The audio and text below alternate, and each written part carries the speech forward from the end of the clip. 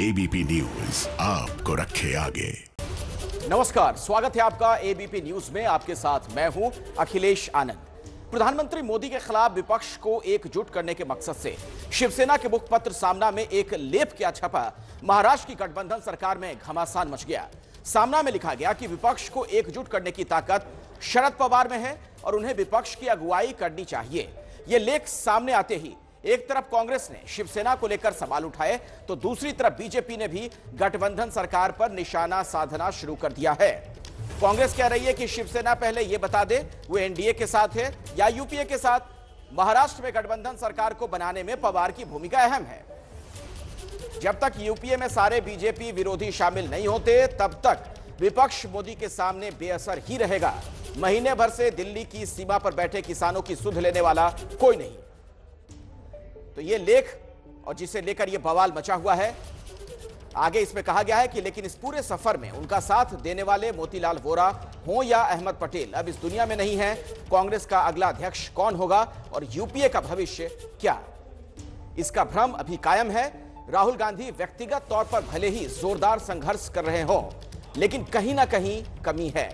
NCP प्रमुख शरद पवार का राष्ट्रीय स्तर पर एक अलग ही व्यक्तित्व है।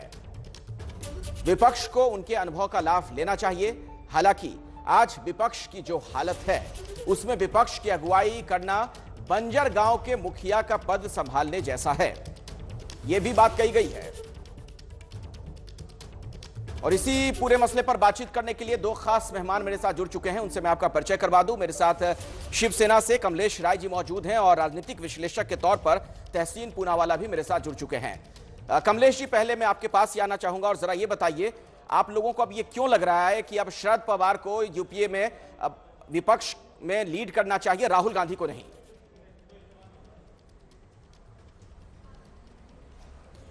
नहीं, राहुल गांधी का कोई विरोध नहीं है, लेकिन राहुल गांधी जी का कोई विरोध नहीं, लेकिन शरद पवार साहब एक पुराने और किसान नेता रहे हैं, किसानों के दुख सुख के बारे में जानते हैं और देश में सबको लेके चलने की क्षमता है, अनुभवी हैं। आज उनकी उम्र 80 साल आज भी है और आप देख रहे हैं किस तरीके से उनका अनुभव काम करता है। अगर मोदी जी के सामने आज कोई टिक नहीं रहा, आप भी देख रहे हैं, अगर पवार साहब को आगे किया जाए और सारे विपक्षी लोगों को एक साथ लाया जाए और जो जो समस्याएं इस देश में इस समय चल रही हैं उस पर पवार साहब को आगे करके सब लोग मिल के अगर मुकाबला करें तो मोदी जी को ये समझ में आएगा कि जिस तरह किसान आज परेशान हैं, उनकी कोई सुनवाई नहीं है। आज 2-2 महीने से लोग बैठे हैं सरहद पे, कोई देखने वाला नहीं है। ठंडी इतनी ज्यादा है। मेरे सवाल का जो कॉन्टेक्स्ट था, जो संदर्भ था, शायद आप समझ नहीं पाए। मैं थोड़ा साफ कर दूं, सुन लीजिए सर, ध्यान से सुन लीजिए। मैंने जो आपसे सवाल पूछा, अगर आप ये कह रहे हैं कि शरद पवार आगे आए, विपक्ष में वो लीड रोल में रहे, उनके नेतृत्व में विपक्ष सामने आए मोदी जी के सामने, तो उसका एक दूसरा जो अर्थ निकलेगा, बड़ा सीधा सा अर्थ ये है कि राहुल गांधी फिर पीछे आएंगे, तभी तो कोई आगे आएगा। तो वही तो मैं आपसे पूछ रहा हूं कि ऐसा क्यों आपको लग रहा है कि राहुल गांधी अब ऐसा कुछ नहीं कर पाएंगे, वो विपक्ष को लीड नहीं कर सकते हैं? राहुल गांधी यूथ हैं, राहुल गांधी नौजवान हैं। अगर अनुभवी नेता उनके साथ में तो राहुल गांधी और मजबूत होंगे। अगर किसी अनुभवी नेता को साथ में लेके राहुल गांधी जी उनके साथ चलेंगे तो आगे भविष्य तो राहुल गांधी की है ही है, उसमें कोई दिक्कत नहीं हम लोगों को है। अच्छा, लेकिन आज अगर शरद पवार साहब जैसे नेता का अनुभव प्राप्त होगा तो और मजबूत होगा विपक्ष। तहसीन पूनावाला जी, आप समझ पा रहे हैं क्या कि क्या कहना चाह रहे हैं कमलेश जी?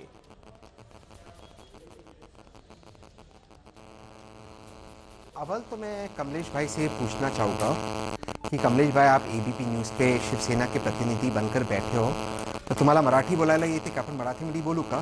कारण तुम्ही जर महाराष्ट्राचे, मी शिवसेनाचे जर प्रतिनिधी आहो, तुम्हाला मराठीमध्ये बोलायला पाहिजे, तर आपण मराठीमध्ये चर्चा करू, चालेल का तुम्हाला? मला मराठीमध्ये उत्तर द्या तुम्ही।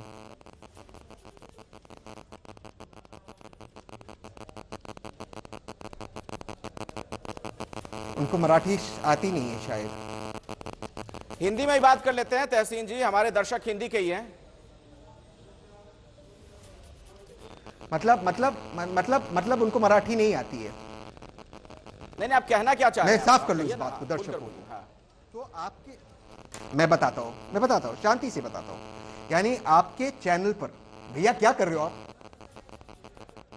यानी आपके चैनल पर जो व्यक्ति बैठा हुआ है शिवसेना का प्रतिनिधि बनकर, वो मराठी में बात नहीं कर सकता।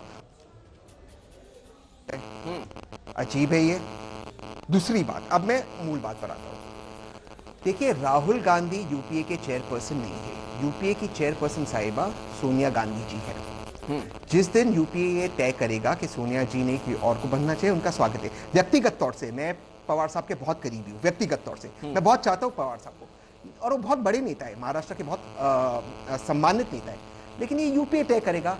शिवसेना जो यूपीए का हिस्सा नहीं है, वो अपना ओपिनियन एक लेख में दे सकती है। लेकिन मैंने शिवसेना के 3 सांसदों से चेक किया है, ये एक लेख है उनका, ना ही ये शिवसेना का ऑफिशियल ओपिनियन है, न ये इस चीज को ये ऑफिशियली कहते हैं। मैं दोबारा से ये बात कर रहा हूँ कि एक नेशनल चैनल पर एक व्यक्ति जो मराठी बात नहीं कर सकता, शिवसेना का अपने आप को प्रतिनिधि बता रहा है, वो कह रहा है कि तहसीन पूनावाला जी, आप बहुत सरल भाषा में जिस चीज को समझाने की कोशिश कर रहे हैं वो उस कदर आसान है नहीं। शिवसेना का मुखपत्र है सामना, जिसमें ये बातें लिखी गई, जो लेख है, और आपको मैं बता दूं माउथ पीस है। अगर उसमें कोई बात कही गई है तो उसको आप इतने हल्के में कैसे ले सकते हैं? आप कह रहे हैं कि ये शिवसेना का रुख नहीं है। मैं बताता हूं, क्योंकि मैं बताता हूं, क्योंकि यही बात जब शिवसेना रोज मोदी साहब को, जब वो एनडीए में थे, क्रिटिसाइज करता था सामना, तब बीजेपी के प्रवक्ता एबीपी न्यूज पे कहते थे वो तो एक एडिटोरियल है, वो एक न्यूज़पेपर है, वो एक न्यूज़पेपर पे ओपिनियन हो सकता है, लेकिन इसका मतलब ये नहीं कि पार्टी का ऑफिशियल लाइन है। वो तो पार्टी में गठबंधन है। अब मैं आपको बता दूं, ये गठबंधन है, महाराष्ट्र का गठबंधन अलग है, वो यूपीए का हिस्सा नहीं है। यूपीए में क्या होता है यूपीए तय करेगी। इस वक्त सोनिया जी चेयरपर्सन है, अगर पवार साहब को बनना है, किसी और को बनना है, वो लोग तय करेंगे। जिस दिन शिवसेना, अकाली दल, कोई और उसका हिस्सा बन गया, वो उस दिन बता सकते हैं पटनायक साहब। इस वक्त में नहीं है उस गठबंधन का हिस्सा। चलिए, मैं आपको जरा एक बयान सुनवा देता हूं संजय राउत का, उसके बाद चीजें कुछ और साफ हो जाएंगी आपके जहन में। जो आपको ये लग रहा है ना कि आधिकारिक वक्तव्य नहीं है शिवसेना का, जरा सुनिए आप क्या कह रहे हैं संजय राउत। मजबूत स्थिति में है, मोदी जी का नेतृत्व मजबूत स्थिति में है, लेकिन इनके सामने यूपीए उनको भी एक संग, एक मजबूत ताकत के रूप में हमको बनाना पड़ेगा। ये हमने आज कहा है और इसीलिए सबको साथ लेकर चलना पड़ेगा। आज बहुत से ऐसे राज्यों में जो पॉलिटिकल पार्टीज है जो सत्ता में है, जो बीजेपी के खिलाफ चुनाव लड़कर सत्ता में है, लेकिन यूपीए में नहीं है, उन सबको यूपीए में आने के लिए न्योता देना चाहिए, उनसे बातचीत होनी चाहिए। हर राज्य की, हर नेता की अपनी समस्या है। सर ये कौन करेगा आपको लगता है, कौन कर सकता है? अब देखना पड़ेगा। लेकिन आपको लगता है कि शरद पवार अगर ये सब इसमें आगे आते हैं तो निश्चित तौर पर आज तो यूपी की चेयरमैनशिप मैडम सोनिया गांधी जी के पास है। जी, सोनिया गांधी जी ने इतने साल तक एक बहुत ही खूबी से संभाला। सोनिया जी ने बहुत ही धीरज से और संकट काल में नेतृत्व भी किया। यही नहीं तहसीन जी, मैं आपको बता दूं कि सामना में तो यहां तक लिखा गया कि कांग्रेस के पास आज की तारीख में कोई पूर्णकालिक अध्यक्ष तक नहीं है।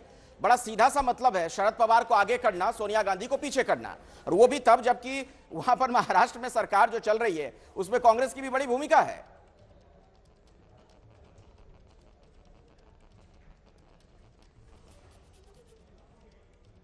शायद तहसीन से हमारा संपर्क टूट गया है। कमलेश राय जी, कांग्रेस के नेता है संजय निरुपम, उनका तो यह कहना है कि यह कांग्रेस विरोधी अभियान है।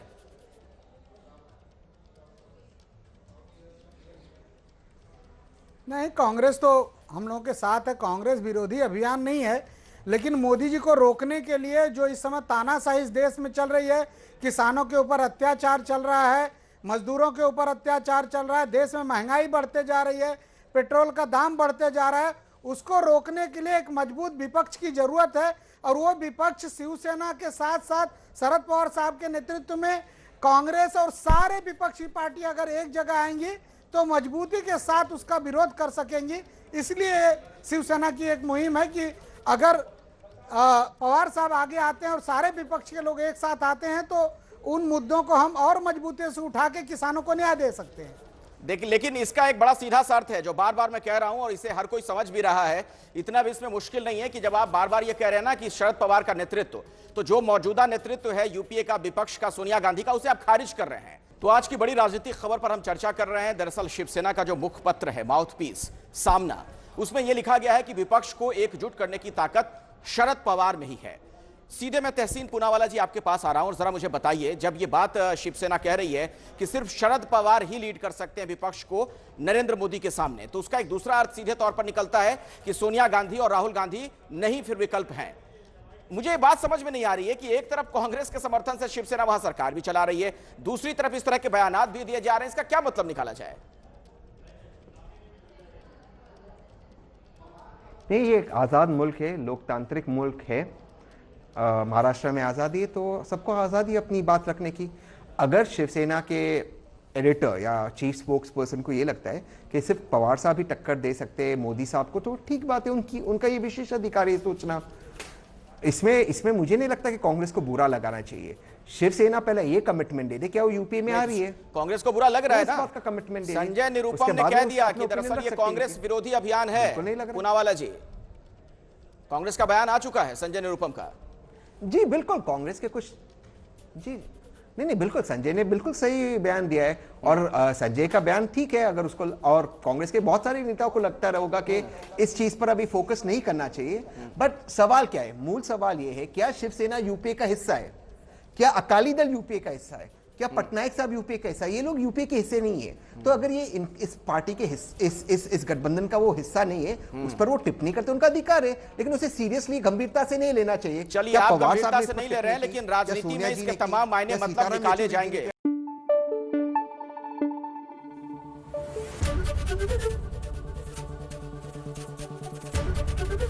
एबीपी न्यूज आपको रखे आगे।